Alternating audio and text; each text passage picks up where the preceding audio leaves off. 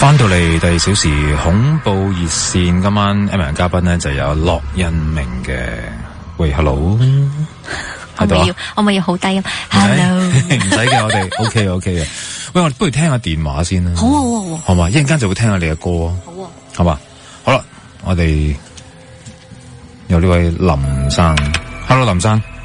喂 ，hello， 你好，好林生 ，hello， 仲有阿駱恩明 ，hello， 駱明 ，hello， 駱小姐你好，林生，好，有咩分享？你好，喂，係咁樣嘅，我好開心你重回一個恐怖熱線 ，OK， 多謝。咁所以咧就有一個古仔係想分享翻，咁呢個古仔其實係你喺我諗係99年、2000年嗰陣時恐怖熱線嘅一個古仔，我覺得係要即係再講翻出嚟係一個回憶，因為嗰陣時係好影響我覺得係咩？係好深刻嘅古仔。哦，好啊，咁樣，因為嗰陣時我已經好細個，跟住聽完之後，哇，完全唔夠膽瞓覺咁樣，跟住而家重回翻嚟，咁我就要講翻啦。好啊。係啊，咁個古仔係講緊有一個男士啦，佢住唐樓嘅。呢個古仔當然唔係我發生，嗰時係聽你哋節目嘅。咁跟住咧，佢住唐樓嘅時候咧，咁佢連續好多晚，佢都撞到有一個即係女士咧，就坐咗喺樓梯邊嗰度咁樣。咁一開頭第一二晚，佢覺得冇乜所謂嘅，即係都唔覺得有啲咩問題。跟住，但係咧，佢即係連續好多晚見到呢個人嘅時候咧，咁佢就覺得好奇怪咁樣。咁佢就有一晚，佢就忍唔住就走過去問呢位女士有啲咩幫到你啊？即係佢見到佢好唔開心咁樣。跟住個女士咧，就冇理佢。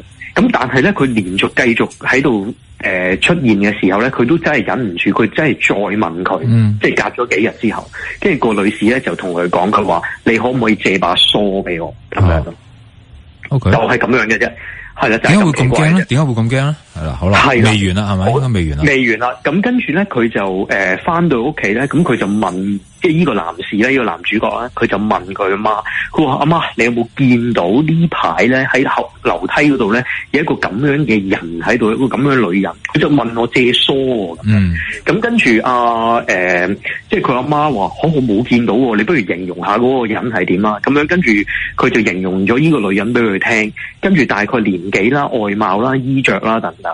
咁跟住咧，佢阿媽就話：咦，呢個未係樓下邊個嗰個即係屋主咁樣？但係佢早排唔知1個月之前，佢已經死咗嘅咯。咁係啦。咁跟住佢話冇可能，即係個男人唔係驚嘅，佢只係覺得冇可能，呢個人係好真真實實咁樣存在喺佢個空間嘅度。係。咁佢就話冇可能嘅，佢仲真係問我借梳喎咁樣。咁跟住佢阿媽就同佢講，佢話呢個人咧係因為做人第三者嘅。佢冇上過頭，佢一路都好想上頭，所以佢就問人借梳，就要上翻個頭咁樣。咁但係呢個係阿媽嘅猜測，我而家講完之後，我自己都起雞皮，就係咁樣咯。嗰陣時即係好細個聽就覺得哇，非常之即係人嘅情感強烈咯。係咯，就係咁樣。所以其實靈界咧，即係佢點解有時唔走咧？其實係一種念啊，一種執念啊。佢覺得嗰樣嘢我應該有，點解我呢一生係冇發生過？又會覺得咧，佢自己係即係爭緊啲嘢咯。執念係令到佢哋唔走。心願未了。我想知事主最後冇俾梳佢。冇，我唔記，或者應該咁講，我都唔係好完全記得啦。但係呢一個就係嗰個大郎咯，呢個故事。OK， 係啊。如果有人問我借梳，會唔會仲驚啲？有如果你有梳，可能更驚。喂，我哋點解搞到咁開心嘅？冇理由噶。係啊。喂，嗱，你既然提咗啲恐怖回憶咧，我希望我喺翻呢個平台呼籲啊，因為咧嗱，最近有部電影啦，就講九龍城寨啦，係啦，咁我亦都走去拍翻一啲嘢啦，咁但係咧。一喺網上揾九龍城寨嘅鬼故咧，就係即係得一個係最經典嘅啫。嗱，我已經問我喺網上平台咧，我就問翻我啲觀眾，喂，你記唔記得係咪曾經有人打過電話嚟電台啊？佢係一個警察嚟嘅。咁佢當時話咧就係話佢入咗去一間屋，咁間屋咧點解入去咧就因為發臭，即係有啲腐屍味噶啦咁樣，咁就敲門啦，跟住咧就係個小妹妹定係唔知男仔定女仔開門，咁開門一聞到陣味，仲大陣味啦，就肯定知裏邊真係應該有啲嘢噶啦咁樣，跟住今日阿小妹妹媽媽喺邊啊咁樣，跟住佢就話媽媽咪喺裏邊瞓緊覺咯咁樣，咁真係見到有個女人喺度瞓緊覺喎，跟住但係個警察梗係知咩事啦，跟住問佢。咦，周邊嗰啲飯嗰啲餸邊個煮噶？因為仲香噶。哦，跟住佢話媽媽頭先煮噶咁樣，媽媽頭先煮。係啊，嗱呢一單嘢咧係好經典嘅，一講九龍好出名，呢個古仔，但我唔知原來係九龍城寨。係喺九龍城寨嘅，咁我就記憶唔係好100% 肯定係唔係我聽呢個觀眾聽眾電話咧。咁我記得好似係嘅。咁所以我想問翻而家聽緊呢個節目呢個平台嘅朋友10幾20年前啊，我估係，你哋記唔記得係唔係真係有警察打嚟講過呢一單嘢咧？可唔可以話翻俾我知啊？而家要尋人啊！尋人啊！真係希望睇下會唔會可以有人話翻俾我知。係啊，因為最近呢個電影件事啦，就好多人抄翻呢度嘅靈異事件啦。咁我都好記得嘅，我應該係聽過，但係冇記錄啊嘛，當時個年代嘅電台冇乜記錄呢啲嘢啊嘛。我記得電視台呢個古仔我都聽過好多次，係嘛？聽好多次。係啊，電視台仲將佢翻拍咗一集噶。總之講九龍城就係得一個經典嘅啫，就係呢一樣嘢啦。哇，好想知啊！我好想問翻呢個 original 嘢係咪嚟自我嗰陣時嘅恐怖熱線咯？好啊，睇下有冇人可以回憶下，同我講下啦。好啊，喂，林生係咪咁多係嘛？係啊，好啊。你需唔需要啊？我仲可以交位貨。喂，好，你交下你自己先啦，不如。嗱，交我自己咧，我自己就我以前係做領隊嘅。係啊，即係好耐之前啦。咁應該沙士前後咁樣啦。我就做領隊。咁我講我一個同事嘅故事啦。好。咁樣嗰間旅行社都幾大嘅，咁我唔開名啦。咁但係咧，咁佢專係返大陸嘅。咁樣咧，就有一次我一個同事咧就去四川咁樣咯。咁佢都係領隊嚟嘅。咁佢就同即係啲導遊啊，某一啲團友啊，就夜晚去咗飲酒。咁飲完酒之後咧，佢冇醉嘅。跟住咧，但係其他人就醉咗。咁佢係領隊啊嘛，佢就要負責送翻其他嘅朋友咧，就上翻自己房咁樣。咁但係佢就唔係住喺嗰一層嘅，咁佢就住喺其他層數。咁佢送翻大家去房之後咧，佢就搭 lift 去翻自己嗰層嗰度。跟住佢就話佢好實在地喺間 lift 嗰度等，即係坐咗幾個字，幾個字都去唔到佢自己嗰層樓嗰度。幾個字？係啊，佢話幾個字都去唔到。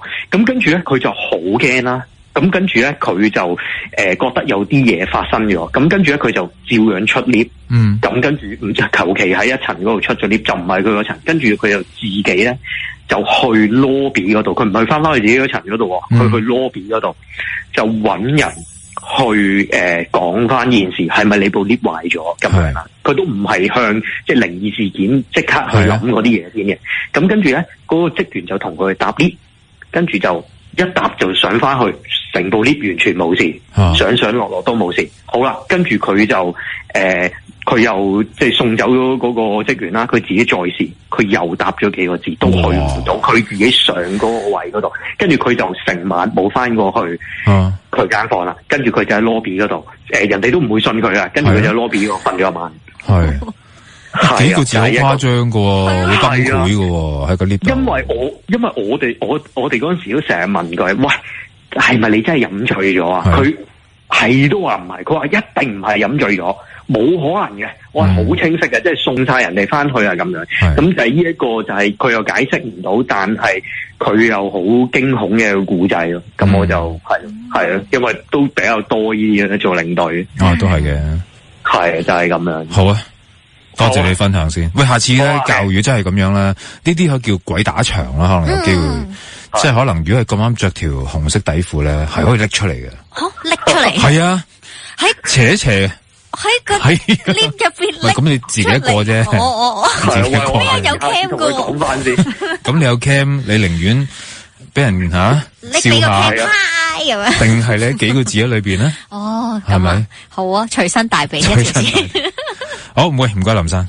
唔好係，加油，好，拜拜，好，拜拜，拜拜。喂，我頭先咪話聽首歌嘅。係啊。不如聽少少啊。好啊。驚唔驚噶？你首歌喎。我首歌唔驚噶，係嘛？但佢頭先講嗰個 lift 嗰個真係好驚，因為我成日覺得 lift 係個磁場好唔磁場啊。係嘛？好唔磁場嘅。係啊，架 lift 好恐怖。好，咁我哋翻嚟繼續聽下你講其他經歷。好啊。好嘛？好啦，跟住落嚟，羅一鳴有一個關於神明嘅個案。係好有緣分，我覺得。因為我覺得發夢咧，好多人可能就發夢就係醒咗，你就會知道佢係夢啦。係。咁但係我好多時候喺發夢嘅時候，我係已經知道發緊夢咯。咁清醒咩？可以？即係我係知道自己發緊夢嘅發夢嚟。咁但係有時咧就唔得嘅，即係你係要跟住佢去，即係你冇得改變嗰個夢啦，你要跟佢嘅場景，跟住繼續發落去咁樣嘅。就係有一次咧，就係去到一個好我自己覺得係有啲陰森嘅場景，就係因為我已經搬嚟咗大埔噶啦嘛，結果我又翻去間屋。然後翻去間屋，仲要係開門嗰下先至知道係翻咗去嗰間屋。即係我話喺門前咧，就唔係我屋企個門嚟嘅。但係一入到去就係我屋企嘅場景。然後咧，我媽就即刻就喂，快啲入嚟，快啲入嚟，咁就帶我去另一間房，然後就同我講，快啲嚟同車公哥哥打招呼咁樣。咁我就莫名其妙，車公哥哥究竟係何方神聖咧？即係你完全唔識嘅當時。唔知佢講咩添啊！咁入到去一間咧入到去本身應該係我間房嘅地方，又轉咗場景喎。咁我已經有啲驚噶啦。咁但係嗰陣都未知係發夢嘅，就見到咧一個好小嘅類似關公大細嘅人像，即係平時我哋見嘅形象就係關公大細嘅形象。但係我媽咪就話呢個就係車公哥哥啦，快啲同佢打聲招呼。咁我就莫名其妙咁跪低咗，然後 hello 咁樣，即係又好似小朋友同一啲唔知咩咁樣打 hello 啦 hello 咁樣。咁當我一 hello 完之後咧，我就即刻醒咗，但我好記得當時咧嗰個關公哥哥咧係黑色嘅神像。關公定車公啊？sorry， 車公哥哥。車公哥哥，唔好意思，又講錯你個名。車公哥哥咧就係黑色嘅神像嚟嘅。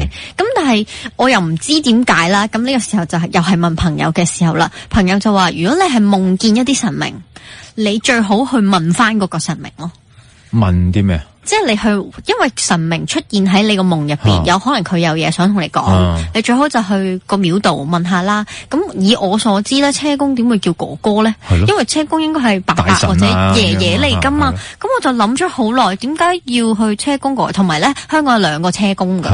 咁究竟我係去邊一個咧？咁喺呢個諗嘅時候咧，以我嘅腦回路咧，因為哥哥應該係後生過爺爺啦，所以咧我就去咗沙田嗰個。係因為喺西貢嗰個係最 original 嘅，係啦，就係比較年長啲嘅。咁如果叫得哥哥嘅，應該係年輕噶嘛。咁我就下意識就去咗沙田咁樣。咁但係以我自己嘅上網睇啦，佢係金身嘅，又唔係我喺夢入邊見到係黑色嘅神像。咁我都唔知點解咧，就咁啲朋友就快啲去啦。咁我就即日就去咗。咁嗰一日咧，即係同人傾咗好耐，由朝頭早起身，然後去到嘅時候，其實已經下晝4-5點噶啦。基本上就開始日落啦，因為嗰陣係冬天啦。咁我一入到去嘅時候，我一睇咧係黑色噶，因為嗰個陽光冇射到金身，冇反光咧，係真係喺我夢入邊嘅形象。不過佢係好高大咁，係好大個像，好大個，就同我即係喺夢入邊就當然係好大分別咁樣啦。咁我都唔知點解，但係我一見到之後，我就全身出汗咯。咁就係出汗出到冬天。咁我已經係好怕凍嘅人嚟嘅，但我係冒晒汗嘅。咁跟住，但係冒完汗之後係一種好舒服嘅感覺咯。咁跟住就離開咗個廟啦，我都冇問嘢啦。咁但係當時其實係正係我要離職，同埋我係當時係有啲入雪櫃嘅時期啦。咁但係我就唔知道係咩，點解頭碰着黑嘅。咁我入咗去，其實我都冇做啲咩特別儀式。我純粹係同佢 hello 打聲招呼，有裝香嗰啲係嘛？有就打聲招呼。如果有咩要揾我嘅話，你可以再入我個夢揾我㗎咁樣。咁打完招呼之後出翻去，出咗一身汗，翻到屋企沖完涼，成個人就舒爽咗咯。係。咁但係咧，佢又冇再嚟揾我啦。然後最好笑嘅係咧，我老公都問點解你係會覺得車公哥哥要嚟揾你咧？唔係，佢話點解你會去沙田嗰個？哦，因為正常人諗咧，哥哥又同埋細路啦，咁哥哥應該係年紀大啲，咁你應該去西貢嗰個啊？點解你會有沙田嗰個？但我就調翻轉，我就係哥哥同爺爺咯。咁所以我就諗緊神明會唔會用緊我哋 get 到嘅方法去俾啲 signal 我哋，然後我哋去嗰個地方咯。咁但係點解又要嚟揾你咧？我就唔係好明啊。我都唔知啊。你又唔係有呢個信仰噶？我以前係冇嘅，但係跟奶奶就去拜過神咯。即係嗰一年啊，年頭就有拜過神咯。咁年尾就夢見，咁就咁去一去啦咁。自此之後就每年都同車公哥哥打招呼啦。係啦。咁你覺得拜完之後係咪有啲好說住咗好耐，即係個人又諗嘅嘢就唔係好正面咯，咁同埋又唔敢同人講啦。咁但係自從發生咗呢件事，可能個人就正面咗、開朗咗啦，同埋出咗汗咧，你就會覺得係釋放咗一啲嘢出嚟。咁所以我就好多謝佢。哦 ，OK， 嗱，其實呢啲嘢真係冇得考究嘅，只不過你會自己相信咪係咯，感覺嚟㗎咋，係咯，係啊。哦 ，OK， 咁所以或者你同佢突然之間有緣咯。係啊，但係最好笑係我同媽咪講翻啦，媽咪話咁奇怪，你細個係契黃大仙噶喎。我嗰檔而家。係咯，但係因為好搞笑就係因為我係契黃大仙，但屋企係冇拜神咯。係。咁佢咪唔保佑我咯？你亦都從來冇去拜黃大仙。都有嘅，但係好少咯，所以我就唔係好明，因為媽媽嘅信仰就係可能越嚟越薄弱啩。係啊，咁而家就轉咗去另一間廟啦。其實冇嘢嘅，即係正信嘅宗教神明，其實冇乜所謂嘅。神明都會 refer 去你拜邊個㗎，有機會。佢可能近啲咯。或者佢專責嗰樣嘢，覺得個神明覺得你需要多啲，咁你就去拜佢啦，咁樣就交俾你啦。咁係啊，真係會咁樣㗎。咁幾好喎。係啊。而家就交俾車公啦。即係我之前我喺泰國去靈探都叫舐過嘢㗎嘛，咁我分享過㗎啦。咁我翻嚟我要即係去翻啲廟啊咁樣啦。咁我當時揾咗個師傅，咁個師傅就長住喺黃大仙廟嘅。咁佢幫我唔知問咗啲嘢定係點樣啦，求一啲簽或者個簽文咁樣啦。係黃大仙 refer 我要去拜北帝啊。佢話呢單嘢唔係我跟開啊。可能係咁。咁 refer 啊，你去拜北帝啦咁樣。咁得意嘅。係啊。但我都有聽講啦，唔好意思啊，黃大仙。我聽講黃大仙而家唔住黃大仙啊。住喺長沙灣，唔係好知佢而家喺邊，所以係咯，希望佢多啲翻黃大仙。係咩？你聽講嘅咩？係嗰啲高敏嘅朋友講噶。係，我都唔知點解，我又唔敢問。係，即係你好北京噶嘛？咁佢唔喺黃大仙，去咗邊咧？因為黃大仙係個地區啦。係，咁但係我就唔係好清楚佢係離開咗個地區啊，去咗第二度定係點？唔係，或者佢可能有好多分身。係啦，咁有時佢要去另一度去巡視咁樣啫，照顧下其他人，跟住先翻嚟啩。咁但我又唔敢問。總之佢就話唔使噶啦，你如果真係拜開車公，咁你就去翻啊咁樣咯。係，咁我好啊好啊，唔緊要咯。每一個人嘅信仰唔一樣嘅。係啊係啊，係嘛？我以前都唔係咁迷信嘅，但係而家當你個人個吸引力喺邊咧，你就可以俾佢吸引咗。唔係，都係嗰句正信嘅宗教冇問題嘅，係咪？同埋人係有時真係需要宗教去有一啲嘅安撫嘅慰藉嘅。係啊，嗰陣真係幫咗我好多。咁咪得咯，係出咗汗，出咗汗，最緊要係咁。係啊，出汗。OK，好，喂，電話號碼1834997，陣間如果大家仲有啲經歷想分享，隨時可以打嚟啦。同埋一陣你仲有一單喺醫院嘅個案，最恐怖，留翻。好啊。最後講係嘛？好啊，好，翻嚟繼續。究竟醫院發生咩事啊？羅一鳴嗰陣呢就係沙士前一年，就入咗醫院，因為肺炎。但係嗰一次嘅靈異之處係，我諗斷斷續續病咗好耐，都唔知自己係肺炎。係，仲要係有1個禮拜直頭媽咪係。即係照顧唔到我啦，佢就揾咗鄰居去照顧我。咁我係發燒發到係我唔知嗰個係全個禮拜咯。總之我已經係冇乜意識噶啦。咁但係因為真係細個咧，媽咪就唔係好知道呢啲情況，發高燒唔退應該要去醫院。其實好危險噶，燒壞腦噶。因為燒咗1個禮拜都唔退燒，咁終於佢就抱咗我去醫院。我仲記得佢喺度喊啦，因為佢以為我要死啦咁樣。咁去到醫院嗰度就緊急咁樣做咗急症啦，咁啊問養啦，然後咧就好快就安排咗個床位俾我，咁就即刻就要上晒嗰啲點滴啊，即係打鹽水啦，同埋要用藥噶啦咁樣，咁就溫溫頓頓咗差唔多都係1-2日咁樣，咁咧嗰陣時咧就住大房，咁我哋大房我又形容下就係3張床左邊，3張床右邊，即係可能細個公營醫院冇咁緊絀啦，咁所以個床同床位之間都好闊嘅。咁但係咧，因為始終我係小朋友啦，但係佢係冇兒童位嘅。你係女性，你就會喺女仔嘅嗰啲床位。咁所以咧，同一間大房入邊咧就有我呢個小朋友啦，我左邊有個姨姨啦，然後咧就我對面咧就有2個自殺嘅女仔。即係自殺入院嘅女仔。哦 OK 係啦，而點解你會知係自殺？因為佢哋全晚都喺度講緊自己點解自殺啊！係啊！我細個係好驚，即係呢樣嘢就因為佢哋不停咁樣分享。仲要兩個，你點解入嚟啊？咁樣，因為有一個咧直頭係用手扣住咗，佢係屢次自殺不遂，所以送咗入嚟之後係俾警察嗰個確起咗，咁好，我唔記得啦。總之佢係分享咗好耐，係佢因為爹哋媽咪唔理佢啊，即係仲好多原因，所以佢入去啦。咁但係咧最恐怖嘅就係咧，佢哋兩個嘅左邊，即係我對面，即係斜對角最邊嗰位咧，就有個婆婆。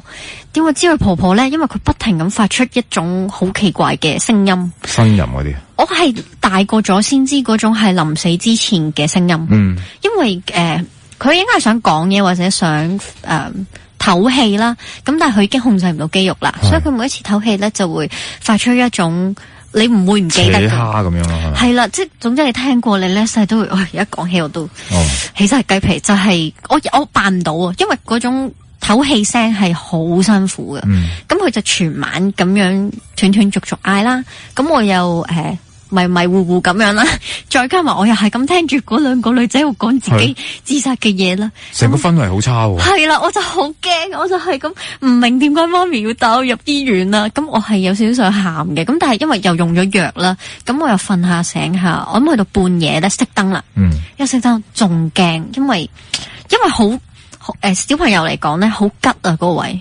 全部都係空曠嘅地方，咁又黑喎，咁每隔我諗2個鐘頭啲姑娘就會入嚟幫你量體溫咁樣，咁又醒一醒，跟住又瞓一瞓，咁咧就係嗰晚我就係咁聽到一啲鐵鏈嘅聲，就係好似對面床嗰個手扣鏗到嗰個床邊咧，咪有個欄杆嘅。我成日就係覺得佢點解喺度戳嗰個，我以為佢想越獄啊，即係佢想逃走啊。唔係越獄嗰度，唔係係唔係監獄嚟嘅，佢只係想離開呢個地方，係啊，即係佢好應該係扯緊，咁但係咧佢哋又好似神情自若咁傾緊偈噶，係啦，即係交代緊一個係為情自殺啦，一個就係可能缺乏愛咁樣。咁佢哋傾偈嘅時候，因為對於我嚟講，佢雖然係10幾歲，都係對於我嚟講係大姐姐。咁我又唔好意思啫，你哋可唔可以靜少少？嗱，唔夠膽，又好驚嘅情況底下，我就捱到天光咁樣。咁去到天光，咁媽咪就入嚟睇我啦。咁我有同佢講翻呢件事啦。咁但係佢就同我講冇㗎。你冇聽到嘢，即係佢有同我即係有說服我啦，你冇聽到嘢，同埋嗰陣咧係過咗飲符水噶啦嘛，係啊 ，suppose 係你唔會再有啦，係啦，咁再加埋嗰陣時晏晝就有個佢係基督教嗰啲姐姐，佢哋好好嘅，即係只要你係知道你會長期住院咧，就會安排一個人入嚟咧幫你對功課啊，睇功課教你嘢，咁佢係基督徒嚟嘅，咁首先佢一嚟到就會同你祈禱啦，希望你可以早日康復啦，跟住先開始做功課，咁但係我係一個比較曳嘅小朋友，我就唔中意做功課，就係咁撩佢傾偈。咁我就講翻呢個故仔俾佢聽啦。跟住佢就係又係用一啲好基督教嘅方式啦。佢就主耶穌會眷顧你嘅。你夜晚聽到嗰啲咧，可能係你迷迷糊糊或者你發緊夢，即係佢又嘗試解釋咁樣。咁但係去到第2晚啦，我又再聽到，又係喺度拖住鐵鏈。唔係，又係有啲鐵鏈嘅哼哼聲。佢直頭係哼緊嗰個床啊！我係聽到係對面，但我唔知道究竟係邊個床位啦。咁我又下意識覺得都係嗰個姐姐，但係今次咧嗰兩個姐姐冇傾偈啦，瞓咗啦。咁我又捱到天光啦，咁我天光之後媽咪嚟咗探病，我又再講一次啦。咁媽咪就話冇啊，嗰個姐姐咧個手扣仍然喺度。琴日已經拎走咗啦。真係拎走咗。拎走咗啦，其實係冇啊，佢直頭同我講冇手扣啊咁樣。咁佢又唔夠膽去同人求證啦，我又唔夠膽講啦咁樣。咁但係第三晚冇啦，咁後尾先知第三晚婆婆走咗。哦，你而家知係咩事咯？我而家就知啦，但係覺得好驚。你知係大概就係話應該係有啲所謂鬼差。係啦，你接佢走，但係因為我自己下意識嘅覺得嗰個唔係鐵鏈聲，因為我細個冇聽過鐵鏈聲，我就係覺得有啲人哼到個金屬，係金屬嘅哼敲擊聲咁樣。OK，同埋真係對面床咯，咁但係對面床咁有3個人噶，你又唔知佢係邊個，咁就好緊張。咁同埋就真係用咗藥咧，個人迷迷糊糊啦，醒下瞓下啦，同埋 keep 住聽到有人講嘢。咁就所以喺嗰個氛圍底下，我就好驚醫院。咁其實都唔出奇啊！嗱，首先你用咗藥咧，你嘅意識係低咗先嘅，咁你會聽到呢類空間上面嘅嘢機會相對大咗啦。係啊，而嗰個婆都差唔多係彌留之際噶啦嘛。因為我細個唔知道嗰種聲音係彌留聲咯，大個就接觸多咗，即係長輩離開之前，咁你就知道哦，原來係呢種聲。咁佢有冇甚至乎講到嘢話？走啊，唔好話你嘈啊！嗱，因為有好多說法係咁樣噶嘛，即係差唔多走嘅時候，有啲人咧就會見到過咗身嘅親人啊，嚟接佢啊，又或者見到異象啊，突然間唔會係一個小朋友嗰啲病房，突然間見到好多小朋友，佢就會同姑娘講話：哇，嗰度好多小朋友啊，叫佢走啦咁樣。即係呢啲嘢，有冇聽到佢講呢啲古怪嘢？我淨係聽到佢呻吟啫，就係咁啫。係啊，所以就更驚咯，因為佢真係冇，佢又冇反抗啦，佢又冇講第二啲嘢，佢就應該講唔到嘢。同埋我發現佢係冇人嚟探佢噶，所以我就嗰陣又覺得好驚，大個咗就覺得好似好慘咁咯。係啊，哇！呢單係算係最驚噶啦，係嘛？最驚，因為嗰個時間要困獸鬥咁樣嘛。係啊，仲要我係嗰陣有啲嬲媽咪帶我入醫院啊。帶我啲去好恐怖嘅地方，我甚至之後嗰幾年發噩夢都係咁咯，都係夢見呢啲場景咯，但係就出院就發現哦，原來死剩一條金魚咁樣，就係嗰次，就係嗰次嚟嘅，係就係嗰次。哦，我幾驚佢帶走嘅唔係婆婆係我，係，但係婆婆都真係好慘，因為佢都我諗辛苦咗好耐噶啦，係。唉，大家身體健康啦。係啊係啊係啊。同埋而家即係流感高峰期啊，真係小心啊。要啊要啊。係啊，咁所以唔好等到發高燒唔退先入醫院。真係嘅，可能嗰個年代或者嗰個意識就冇咁了解呢啲嘢。係啊。係啦，就抌咗症啦咁樣。我直頭住咗，佢哋話我住咗半個月院咯。係。但係其實我係又係咯，我係喺冇意識嘅地方，我唔知道時間過咗去半個月啦。即係對我自己有認知嘅時候，哦出院啦，咁我以為我已經係1個禮拜就翻學啦，但係同學仔就話其實你已經有3個禮拜冇翻學，即係我住咗院2個禮拜，咁我係極驚訝，係咩？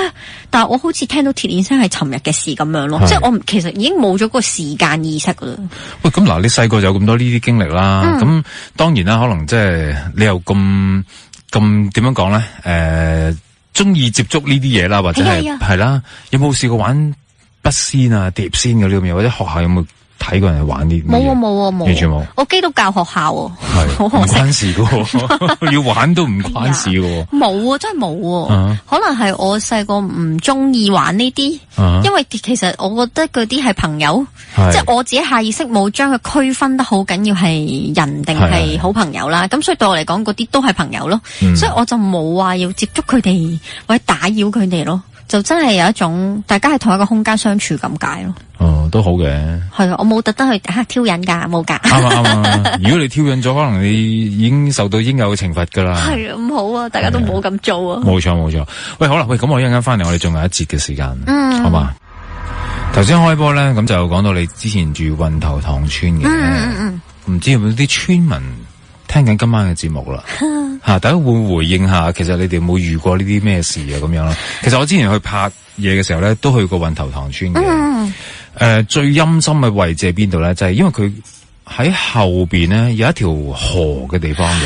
Yes， 跑步啊，冇錯，啲人好中意嗰個跑步，我都好中意嗰度跑步。但係嗰度係最陰嘅，冇錯。夜晚咧，直情我聽到有人係聽到同佢一齊跑步，一望佢後邊冇人嘅，但係你聽到腳步聲係咁跟住你，你有冇聽過？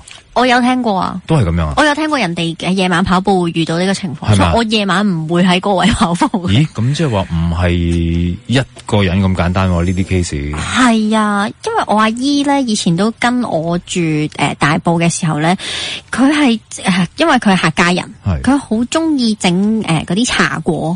咁茶果你知道下面會有塊葉咁樣嘅，咁以前就係都喺山邊採噶嘛啲葉。佢有一次咧就係唔知點解去咗嗰個地方採葉啦，佢仲要係清晨大概6點到去嘅，真係天蒙光就去，因為佢諗住整完我哋起身有得食嘛。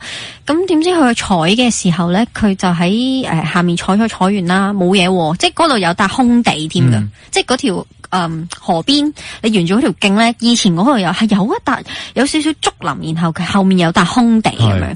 咁佢就喺嗰度採完嗰啲葉之後咧，就翻去整啦。整完之後咧，咁大家食完都冇事啊。去到晏晝翻嚟，佢就喊啦。點解咧？因為佢咧就聽到隔籬附近啲鄰舍，即係周圍就話翻俾佢聽，嗰度發生咗一個上吊嘅事件。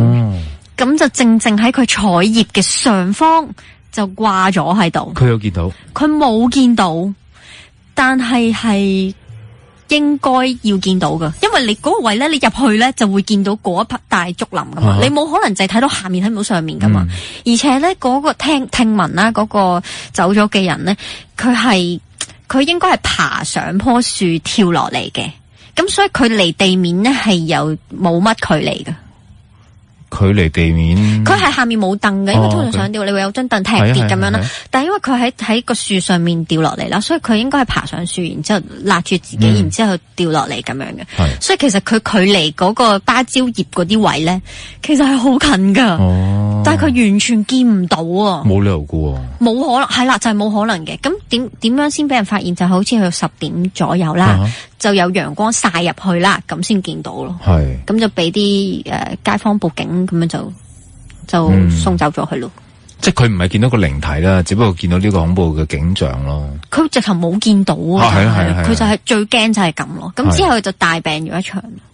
我諗佢係嚇親自己。係咁嗰個位係咪啲人唔夠膽去咧？之後你知邊個位？我知邊個位啊！後尾咧就政府就即係收葺咗，咁嗰個位就冇再有咁多咁濃密嘅樹啦，反而就種咗真係竹林咁樣咯。其實竹林都係陰噶，我就唔明點解嗰個位有笪吉咗嘅地方，然後又冇嘢噶，後尾又起到啲涼亭噶，咁所以有時你跑下步，突然之間落雨係有得遮陰咁樣啦。佢原意可能係想有啲人喺嗰度耍下太極啊，即係有笪空地，但係嗰個地方真係冇人會去噶，所以就係最恐怖就係嗰個地方。但係嗰啲樹枝應該係真係有整修過咯，就冇咁陰森啦。有時12點你去跑步咧，嗰個位本身啲樹係真係遮到你，根本係睇唔到陽光咯。嗰位真係好恐怖。多唔多跳樓啊？呢條村多啊？算唔算多？算唔多？算多啊！我都唔知點解，我哋條村得3棟樓啫嘛。每一年幾乎我試過有一次，呢個就唔係點講呢？我冇見到，我聽到咯。我嗰日就翻工咁樣啦，咁我離開咗大廈就直接向火車站方向行啦，我就聽到啪咁樣，咁跟住啲捉棋嘅叔叔即刻就哇哇哇咁樣圍埋去，咁當時我就好驚，我知道有人圍住嘅話都唔係好事啦，咁我就頭也不回，咁我就走咗。咁過咗一段時間睇翻新聞就話係一個18歲嘅女仔咁樣咯，咁但係就係我離嗰啲跳樓線最近咯，係啊，跟住每年幾乎都有就算唔係真係跳落嚟咧，都會有企跳嘅事件噶，咁我就覺得好恐怖。不過好多村都有呢啲事件噶啦，其實運頭塘相對比較好啊，有一啲咧基本上係井字形嗰啲咧，嗰啲就仲多，嗰啲困住啊嘛，係啦，呢個天井形咧、井字形嗰啲咧，而家係咪拆緊啲啦？都唔係啊，都仲有好多，都仲有啊，有噶。仍然唔少㗎。因為運頭塘村就3棟樓都係 Y 字形嘅，咁但係因為我就聽嗰啲風水學講啦，佢嗰個 Y 字形咧就有其中一邊係對住大馬路，即係吐露港公路嗰邊、大埔公路嗰邊啊。係，咁就嗰個位就煞氣好重咯。咁我屋企其實有啱啱嗰邊，係啊，就對住嗰邊嘅，就對住竹林嗰邊咯。係啦，咁但係我自己就即係好正氣啦，就冇乜嘢啦。咁但係如果有啲可能。同埋有啲咧跳樓過，我發現佢本身唔係喺我哋棟大廈住噶，冇錯，好多都唔係嘅，特登過嚟噶。其實就因為可能係，即係我都諗我唔想影響自己屋企啦，咁樣去人哋度啦，咁樣。係啊，或者佢嘅另一半係住嗰一棟嘅，咁佢哋因為有啲嘢嗌咗交咁樣咯。可能又或者嗰條村嗰個保安冇咁嚴，容易上到去。又真係，又或者佢本身嗰啲位置咧，好容易跨過去。係啦，咁佢咪選擇呢地方？冇錯冇錯。係，不過希望大家都珍惜生命啦。係啊，真係呢啲嘢。冇嘢係解決唔到。係啊，同埋如果你相信宗教理念啦，你咁樣即係了斷自己，你係要重複受罪。係啊係啊，我有朋友話佢曾經即係佢工作嘅地方都有人即係咁樣跳落嚟之後咧，佢經常喺嗰個時間見到有個影咯。哦，係噶係噶。係啊，所以唔好啊，大家唔好啊，千祈唔好啊。好。為咗大家令到今晚安心瞓覺嘅時候，係啊係啊，羅一鳴有首歌，但我首歌係叫啦，唔好瞓啊！我首歌叫大半夜未肯睡啊，即係你唔肯瞓，你有揀嘅係啦。唔係咁可能聽完就肯瞓咧。係啦，希望大家聽完就肯瞓啦。好啊，好啊，喂，聽有首新歌啊，俾你介紹下呢首歌。呢首歌係講前度嘅，唔緊要啊，人都有嘅咯。難得我上一個節目從來冇講過前度，係咁就係同前度講拜拜啦。OK， 都同靈異嘢講拜拜啦。好啊好啊好啊，係嘛，唔好再接觸大家係啦，唔好再接觸到靈異嘢啦。係大半夜未肯睡啊。係啊，好，希望大家都未睡嘅再聽下節目先啦。如果要睡就，因為聽日星期日啦，點都係，其實可以未肯睡嘅。係批准。好啦，咁今日唔該晒羅一鳴。多謝 Edmond。好啊，我哋重新認識下今日。好啊，好嘛，最緊要係重新認識。好啊，重新認識。好，再有啲咩經歷再同你分享。我都唔想有新嘅經歷。可能有朋友嗰啲咧。好嘛，好，下個禮拜亦都有另外啲嘉賓上嚟分享佢嘅個案嘅。好。